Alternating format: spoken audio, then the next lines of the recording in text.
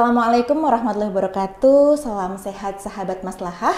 Saya Ashil Yahidsti, moderator dalam talk show yang diselenggarakan oleh Lembaga Kemaslahatan Keluarga Nahdlatul Ulama LKKNU Daerah Istimewa Yogyakarta. Talk show kali ini merupakan edisi kelima dari total 6 seri yang diselenggarakan untuk memperingati Hari Keluarga Nasional atau Harganas yang jatuh pada tanggal 29 Juni 2022. Dan edisi kali ini kita akan membahas tentang peran budaya dalam ketangguhan keluarga. Sudah ada di samping saya Mbak Rika Ifati Farihah SPSI MA. Beliau merupakan anggota LKKNU bidang pemberdayaan, konseling dan madrasah keluarga. Beliau juga merupakan alumni S1 dan juga S2 Psikologi UGM. Kabar baik, Mbak? Alhamdulillah baik. Ini juga ya. Alhamdulillah. Terima kasih sudah mau bergabung dalam talk show seri kelima kali ini terkait membicarakan peran budaya dalam ketangguhan keluarga. Ini sebenarnya apakah ada, Mbak, budaya? Kita kalau membicarakan budaya mungkin salah satunya adalah pengasuhan anak dalam keluarga seperti itu ya. Ada nggak sih perbedaan antara yang dulu dengan yang sekarang berlangsung? Ya, kalau ini ya. Kalau Hili pernah coba bertanya kepada orang tua baru, biasanya salah satu hal yang paling masalah yang katakanlah paling dirasakan adalah ketika mereka harus mengasuh pada saat yang sama ada orang tua mereka juga. Itu kenapa itu jadi masalah gitu. Bahkan ada teman saya yang memilih, aku kayaknya nggak mau serumah sama mertua atau serumah sama orang tua sendiri. Karena apa? Karena dia merasa tidak bebas untuk mendidik anak sebagaimana idealnya sendiri, sebagaimana yang dia yakini. Karena ternyata memang itu lazim ya, jamak banget, banyak banget orang yang merasa ada perbedaan nih gitu antara generasi yang sebelumnya dengan generasi yang sekarang ini dalam mendidik anak, dalam membesarkan anak, dalam berbagai hal lah terkait keluarga juga, ideal-idealnya berbeda, nilai-nilai yang dipegang juga sudah sedikit bergeser gitu. Nah, salah satunya misalnya gini ya, kalau ini mungkin tidak terkait budaya saja ya, tapi ada soal ketika ada perbedaan antara ketika orang tua menghadapi anak dengan kakek nenek menghadapi anak. Biasanya kakek nenek lebih manjain ya kan. Itu kalau itu udah dari sejak zaman dulu kala. Tapi yang kita sebut sebagai ada pergeseran budaya ini mungkin juga ada kaitannya dengan perbedaan pergeseran perkembangan, karena budaya ini kan dinamis ya. Dia tidak stuck di satu titik gitu.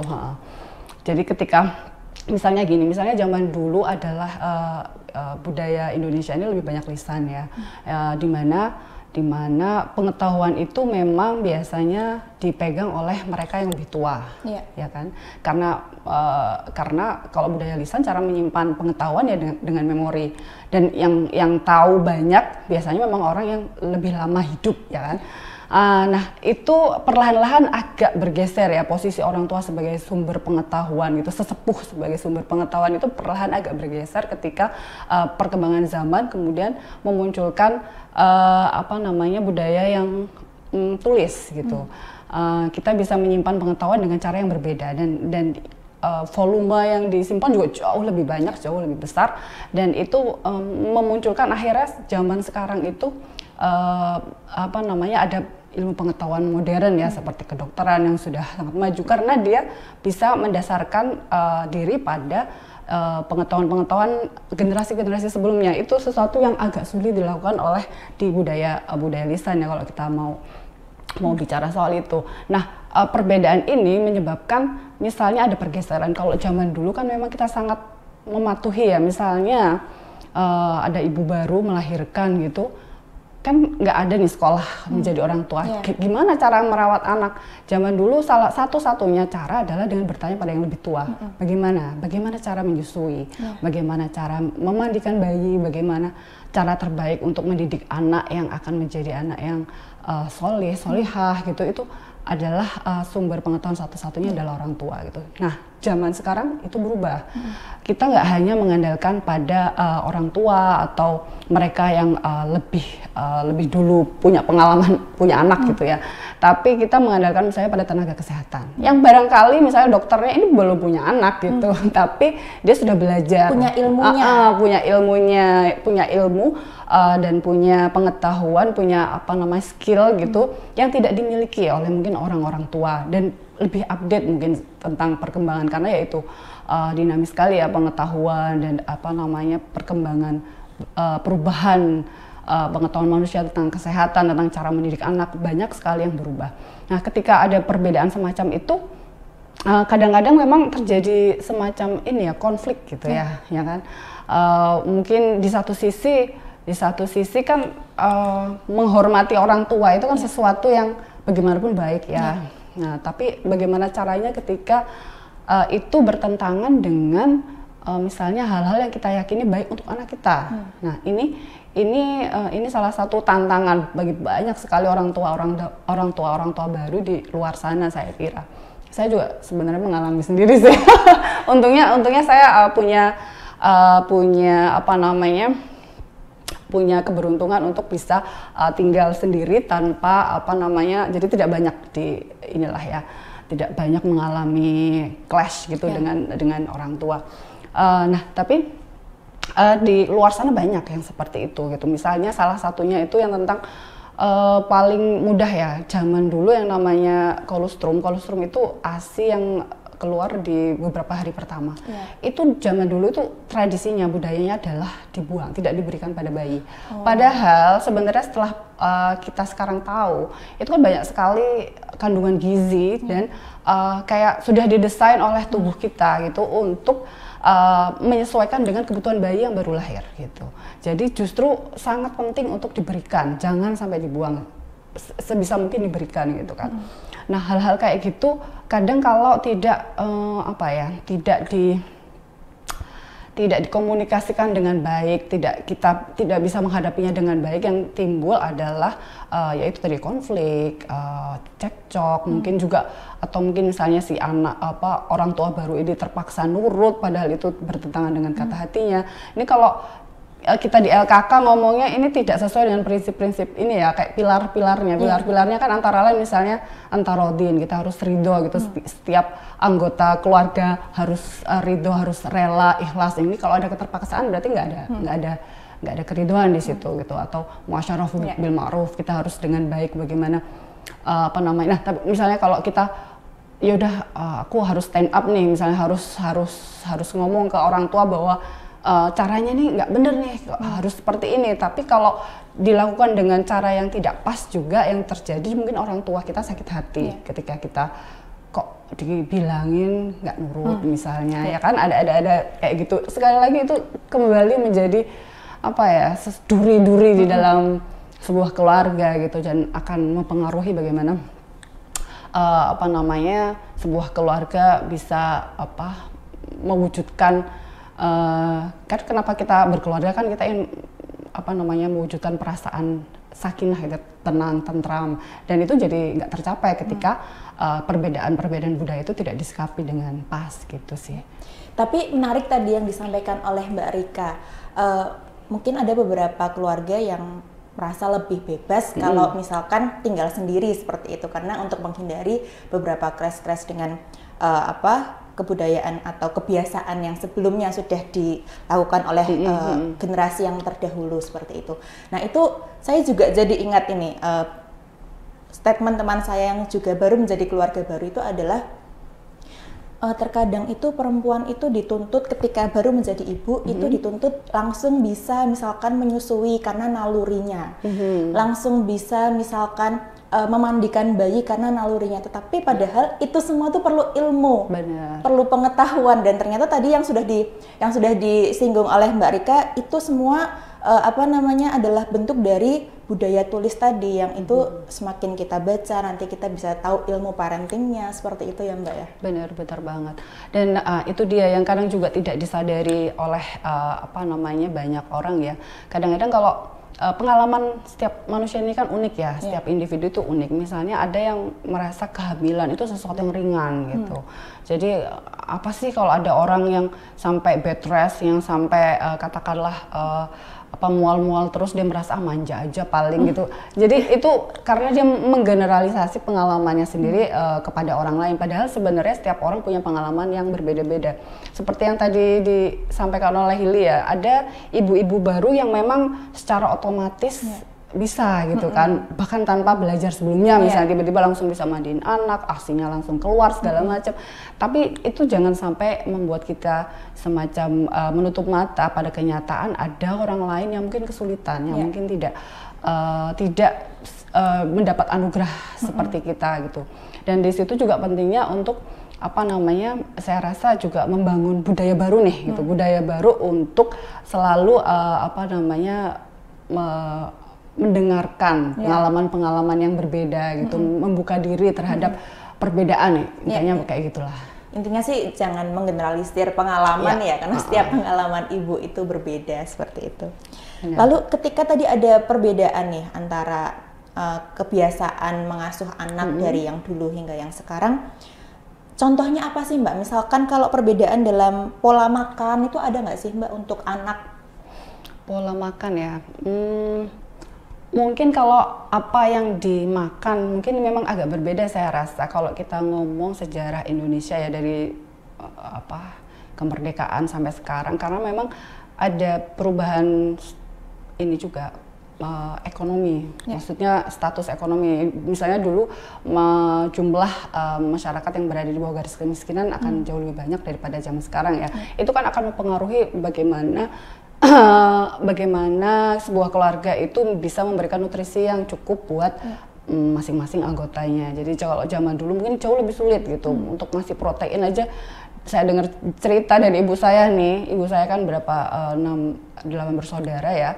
Itu satu butir telur dibagi menjadi 8, dibagi-bagi, kan? Iya betul. Kalau zaman sekarang satu orang aja kadang makannya 2-3 telur gitu kan. Jadi memang ada perbedaan itu. Nah, pola makan itu pertama memang dibentuk oleh situasi dan kondisi ekonomi sosial gitu kan ya. Nah, tapi selain faktor ekonomi juga sebenarnya ada faktor yang lain, faktor pengetahuan misalnya kan. Mungkin ada seperti budaya kita yang sekarang kan banyak budaya instan ya. Karena kemajuan mungkin juga karena ekonomi juga semakin membaik, lebih mudah bagi orang membeli ya. Kadang-kadang ngapain masak kalau sudah bisa lebih mudah beli jadi gitu kan. Tapi yang tidak disadari kadang-kadang kita sebenarnya lebih mudah untuk memastikan misalnya kandungan gizi dari makanan yang disajikan itu ketika kita membuat sendiri di rumah ya kan. Kita bisa memastikan ini bahannya memang kualitasnya bagus, belum basi, terus nanti ada sayur-sayuran yang memang segar segala macam. Kita bisa memastikan semua itu tidak bisa kita lakukan ketika kita misalnya makan fast food misalnya. Dan budaya untuk makan makanan yang cepat saji itu merusak itu juga gitu, merusak soal ketangguhan keluarga karena kan sebenarnya minim gizi kan ya, tapi orang-orang merasa bahwa keren gitu, makan misalnya di gerai fast food ternama itu sesuatu yang jauh lebih keren daripada misalnya makan di rumah cuman makanan rumahan tapi yang sebenarnya lebih lengkap gizinya, lebih terjamin juga, lebih ada sayuran, ada buah, ada protein juga lebih lengkap. Di sana mungkin cuman gorengan atau kayak ayam goreng atau apa, dan cuman itu nggak ada yang lain gitu. Jadi itu aku rasa perbedaan yang paling soal pola makan itu ya, sekarang lebih banyak yang instan, yang lebih banyak yang cepat saji. Berarti lebih tergiring perubahannya kepada yang fast food ya kalau saat ini ya. Lalu juga selain pola makan itu Mbak, sepertinya perbedaan yang mencolok sekali itu adalah penggunaan gawai terhadap anak seperti itu. Nah kalau misalkan nih, sekarang jamak ya kita melihat kalau anak nangis kayak gitu rewel sedikit itu langsung untuk diam itu disodorkan gawai seperti ini. Itu gimana kalau menurut Mbak Rika? Iya, kalau Kalau kita bandingkan dengan generasi yang lebih tua ya, misalnya bapak ibu kita gitu, jelas berbeda banget karena zaman dulu belum ada ya kan. Zaman saya kecil saja yang namanya telepon apa namanya itu, telepon rumah, telepon kabel itu masih sesuatu yang jarang gitu. Apalagi belum kebayang bahwa suatu masa di dalam hidup saya akan mengalami bisa telepon sama orang, lihat mukanya, itu tuh sesuatu yang tidak terbayang. Karena zaman dulu ketika telepon ya, misalnya dengan ibu saya waktu naik haji gitu, kresek-kresek ya kan. Udah gak jelas gitu, lama, mahal ini kan ya. Jadi wajar sih. Kayak wartel ya Mbak? Ya kalau waktu kuliah ya dulu selalu ke wartel pagi-pagi untuk telepon ke rumah. Nah apa namanya, jadi memang wajar kalau memang ada kayak culture shock gitu ya dengan budaya digital yang akhir-akhir ini begitu marak dan begitu merasuk ke dalam semua aspek kali ya kehidupan kita. Bukan cuman teleponan, bukan cuman komunikasi, tapi juga semuanya. Sekarang pesan makan, mau sekolah segala macam. Apalagi ketika pandemi kemarin ya, benar-benar kayak ini ya, sesuatu yang memaksa kita untuk berubah gitu, switch gitu langsung dari yang dulunya masih analog nih, jadi digital gitu. Dan terus terang ini saya rasa juga menimbulkan banyak masalah ya. Masalah maksudnya banyak orang tua, ada kan perbedaan, ada gap ya antara mereka ya yang lahir langsung menghadapi dunia digital, belajarnya jauh lebih cepat, mereka yang disebut digital native ini ya. Sementara yang aku dan sebagainya mungkin imigran. Jadi masih terbata-bata mencoba memahami, mencoba menyelami seperti apa sih sebaiknya kita apa namanya hidup di dunia yang baru ini gitu. Nah terkait dengan keluarga ini juga jadi masalah ya, karena seperti yang tadi Hili bilang juga apa namanya ada kecenderungan, karena memang gawai ini kan sangat menarik, begitu banyak hal ada di sana dan sangat cepat gitu.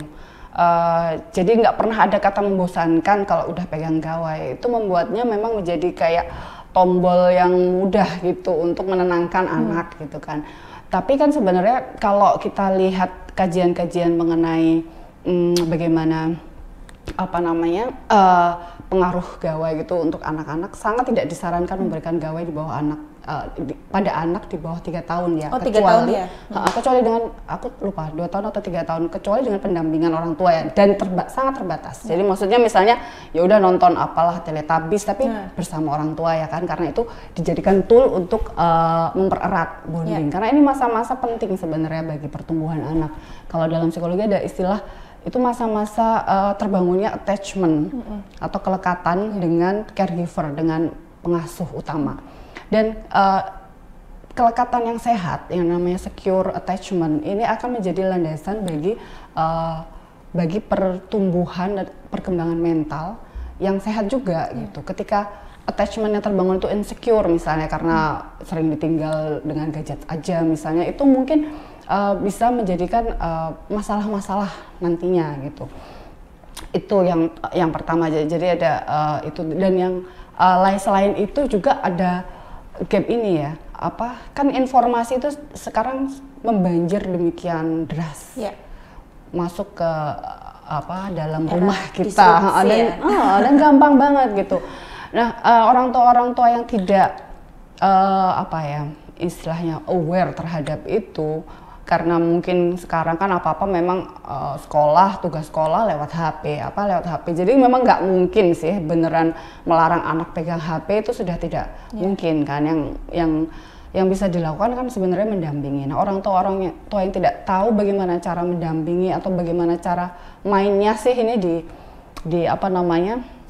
dunia digital ini, mungkin juga akan tergagap-gagap melihat anak misalnya mengetahui sesuatu yang tidak seharusnya diketahui, tidak sesuai gitu. umurnya. Tidak sesuai umurnya, dan juga generasi yang lebih tua juga mungkin, bukannya generasi yang lebih tua ya, saya rasa banyak sih yang juga karena gagap dengan pola persebaran informasi baru yang dimunculkan oleh gawai yang demikian mudah itu juga misalnya kesulitan untuk memilah mana informasi yang akurat nih. Nah terkait dengan tadi itu kita bilang keluarga, ketangguhan keluarga, informasi yang diberikan kan nggak selalu akurat. Ketika kita mencari misalnya bagaimana sih cara menangani misalnya suatu penyakit gitu ya.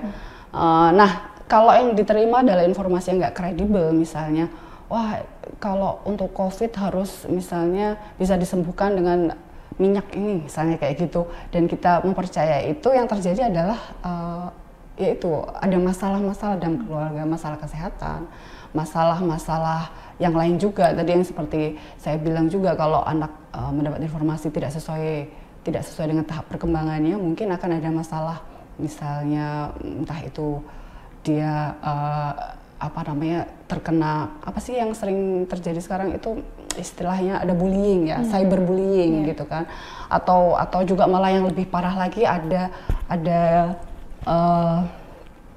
apa itu namanya, istilahnya itu bukan rape ya, jadi kayak online prostitution, semacam itu bisa terjadi tanpa diketahui orang tua, dan itu bahaya sekali. Makanya dunia yang baru ini, bukan budaya, justru karena kita belum punya ya kayak respons yang tepat, budaya yang tepat untuk misalnya menghadapi dunia yang sekarang berubah karena gawai itu. Nah, kita perlu, saya rasa, membangun budaya baru gitu, misalnya budaya berpikir kritis, budaya pendampingan anak yang lebih intens gitu, budaya bagaimana membangun bonding, kelekatan yang juga lebih baik dengan semua anggota keluarga, biar kita tidak ada misalnya kita mau buka gawai, kita buka bareng-bareng gitu, biar kita bisa saling memberi masukan, bisa saling memberi pengawasan dan sebagainya. Menarik sih terkait tentang pendampingan ini ya, pendampingan orang tua terhadap penggunaan gawai ataupun alat teknologi apapun yang dipegang oleh anak. Itu berarti kuncinya adalah ketika orang tua itu tidak hanya butuh mampu membelikan ketika memberi, tetapi juga perlu untuk bisa menggunakannya supaya fungsi pendampingan itu bisa berjalan. Benar, harus paham juga seperti apa sih kerjanya gitu ya. Jadi memang jadi orang tua zaman sekarang itu nggak boleh berhenti belajar. Betul Jadi sekali. ketika bahkan kadang-kadang anak-anak lebih paham daripada kita ya kan. Berapa banyak sih ibu-ibu yang minta tolong anaknya, ini tolong gimana caranya sign in gitu, misalnya kayak gitu. Nah, sebenarnya itu nggak masalah, menunjukkan bahwa kita nggak tahu nggak masalah. Yang penting adalah menunjukkan bahwa orang tua juga mau belajar, bagaimana caranya, ajari aku gitu kan. Itu yang lebih penting lagi. Dan yang lebih penting lagi sebenarnya yang nggak akan tergerus oleh ini ya, perubahan teknologi adalah nilai-nilai sih saya kira. Jadi ketika anak itu sudah diberi fondasi yang cukup, fondasi yang kuat mengenai apa sih nilai-nilai keluarga kita, apa sih yang memang kita anggap penting, prioritas kita, akan lebih mudah gitu membentengi dari pengaruh buruk gawai ya, saya rasa gitu.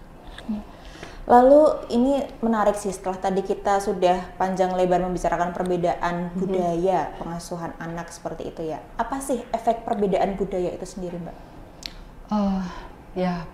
Efeknya itu kadang-kadang kalau dalam membina keluarga ya, efeknya itu ada ini tadi, mungkin pola komunikasi yang jadi tidak mulus gitu kan ya, karena perbedaan budaya dari antar generasi tadi ya, yang satu maksudnya begini tapi ditangkap berbeda oleh yang lain karena perbedaan budaya tadi gitu. Yang muda mungkin ngomongnya ceplas-ceplos, sementara yang tua merasa itu sebagai bentuk misalnya kok kurang sopan caranya seperti ini. Jadi banyak sekali perbedaan budaya yang agak mengancam nih pilar-pilar dalam sebuah keluarga yang maslahah gitu loh, mengancam itu tadi pergaulan yang baik antar sesama anggotanya, mengancam misalnya fondasi kesalingan itu, saling memahami, saling memberi sumbangsih terhadap keluarga agar bisa masing-masing anggotanya bisa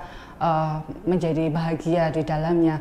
Itu salah satu yang saya rasa memang jadi ini banget ya, jadi mengkhawatirkan ketika kita bicara soal perbedaan budaya. Tapi walaupun itu mengkhawatirkan bukan berarti nggak bisa diatasi ya, jelas. Betul. Nah, cuman kalau kita bicara bagaimana cara mengatasinya, nggak ada satu jawaban yang pasti karena itu akan sangat tergantung pada kondisi masing-masing keluarga, pada keunikan individu-individu yang ada di dalamnya. Yang penting adalah sekali lagi berpegang teguh pada hal-hal yang memang menjadi fondasi dari keluarga itu. Nilai-nilai kita apa sih yang kita inginkan dari sebuah keluarga, apa sih misalnya kita pengen anak kita menjadi sosok yang ideal dengan nilai-nilai tertentu, kita juga sebagai orang tua harus lebih dahulu mencontohkan itu gitu, agar tidak terjadi misalnya anak cuma merasa disuruh-suruh, tapi orang tua tidak melakukan apa yang disuruh, misalnya jangan main gawai, jangan main HP, tapi orang tua aduh ini lagi seru-serunya, atau misalnya ini harus dibalas sekarang gitu. Orang tua harus mencontohkan itu dari dirinya sendiri gitu. Oke Mbak Rika, ini pertanyaan terakhir dalam sesi talk show kali ini. Tadi ketika kita membicarakan tema besar kita adalah peran budaya dalam membangun ketangguhan keluarga, dan ketangguhan keluarga bisa kita kaitkan dengan keluarga yang maslahah. Itu gimana sih cara untuk mewujudkannya? Oke, ini sebenarnya panjang ya kalau mau ngomong soal bagaimana mewujudkan ketangguhan keluarga dengan menggunakan konsep keluarga maslahah, karena ini konsep yang sangat menyeluruh aku bilang ya, karena dia sangat komprehensif gitu, memasukkan semua unsur yang kemudian memang membuat kita ketika melihat keluarga nggak hanya melihat ke dalam, yaitu ke diri kita sendiri, tapi juga keluar ke masyarakat luas, bahkan kita bisa dibilang ke alam semesta. Untuk mungkin saya rasa karena ini NU ya, maksudnya kita memang ingin mewujudkan nilai rahmatan lil alamin gitu, jadi bagaimana cara mewujudkan itu dengan salah satunya dengan kita berkeluarga gitu kan. Nah, kalau tadi dalam kaitannya kita bicara soal perbedaan budaya dan segala konflik atau masalah-masalah yang ditimbulkan oleh budaya dan perbedaan-perbedaan yang ada itu, sebenarnya ada prinsip-prinsip di dalam konsep keluarga maslahah yang bisa kita pakai, yaitu yang disebut sebagai pilar-pilar. Ada beberapa pilar nih. Nah, salah satu yang bisa kita pakai tadi sudah saya sebut juga sebenarnya di awal ya, bagaimana kita di tengah perbedaan itu kita harus selalu pegang bahwa dalam misalnya bersuami istri, berkeluarga, menjadi orang tua itu kita harus selalu memperlakukan semua anggota itu dengan sebaik-baiknya tadi, muasyarah bil ma'ruf gitu ya, dan suami istri itu juga harus paham bahwa ikatan mereka nih, ikatan pernikahan itu ikatan yang sangat kuat, mitsaqun ghalidha, dan itu juga komitmen. Ini dalam arti ini adalah komitmen yang harus dipegang. Jadi jangan hanya karena misalnya 1-2 goncangan, 1-2 masalah gitu terus kita menyerah gitu. Kita harus memperjuangkan keutuhan keluarga, baik itu antara suami istri, dengan anak, dengan orang tua, dengan mertua gitu.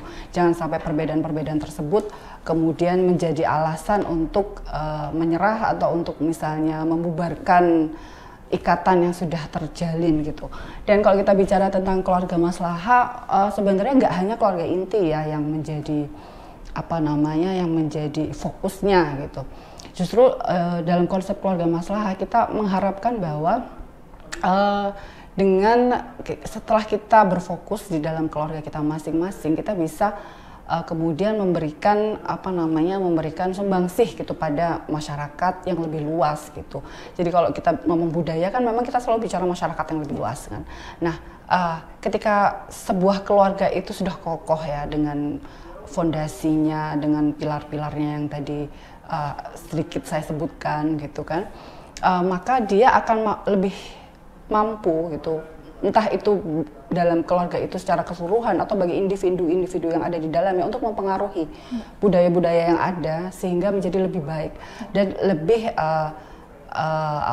lebih mungkin untuk menjadikan lebih banyak orang, lebih banyak keluarga yang tangguh, yang sama-sama juga ketularan masalahnya gitu. Nggak hanya keluarga kita sendiri, nggak hanya ketenangan di dalam diri kita sendiri, tapi itu menularkannya pada orang-orang yang memang bersentuhan dengan kita dan keluarga kita. Saya rasa gitu sih Mbak. Itu sih yang menarik tadi, berarti kita bisa untuk menerapkan pilar-pilar dari keluarga maslahah tadi itu ya, untuk menghadapi perbedaan budaya seperti itu. Lalu untuk yang terakhir nih Mbak, closing statement dari talk show kali ini, silakan Mbak. Oke, apa ya? Karena kayaknya kita tadi ngomongnya agak kemana-mana gitu ya. Banyak Tapi intinya sekali. ya banyak sekali. Tadi kita banyak bicara soal budaya, soal betapa juga banyak keunikan individu antara satu orang dengan orang yang lain, tentang bagaimana beragamnya perbedaan di luar sana, apalagi dengan kemajuan teknologi dan segala macam. Satu hal yang harus selalu dipegang adalah kita perlu memastikan dulu bahwa semua anggota keluarga kita juga paham satu nilai yang dipegang bersama gitu. Apa nilai yang kita pegang bersama? Misalnya kalau dalam keluarga Nahdien gitu, misalnya nilainya adalah misalnya ketauhidan gitu kan, nilai-nilai yang aswaja misalnya, itu yang harus menjadi fondasi gitu bagi kita semua. Ketika fondasi itu sudah kokoh, semuanya akan jauh lebih mudah untuk dihadapi. Baik, itu menarik, kuncinya adalah memahami dulu, mendefinisikan dulu nilai keluarga apa yang bisa disepakati, seperti itu ya. Terima kasih Mbak Rika atas seluruh sharingnya. Tadi sudah banyak sekali informasi yang sudah disampaikan oleh Mbak Rika, mulai dari apa sebenarnya perbedaan pengasuhan anak, penggunaan gawai, dan juga terakhir tadi adalah prinsip-prinsip terkait tentang membangun keluarga maslahah. Terima kasih sekali lagi. Jangan lupa untuk sahabat maslahah, besok di tanggal 29 Juni adalah hari H, perayaan keluarga nasional, dan kita dari LKKNU akan ada talk show terakhir, yaitu tentang tema kebijakan, implementasi kebijakan Stranas dalam pencegahan stunting. Sahabat maslahah, jangan lupa untuk menonton di pukul 2 siang waktu Indonesia Barat. Terima kasih. Assalamualaikum warahmatullahi wabarakatuh. Waalaikumsalam warahmatullahi wabarakatuh.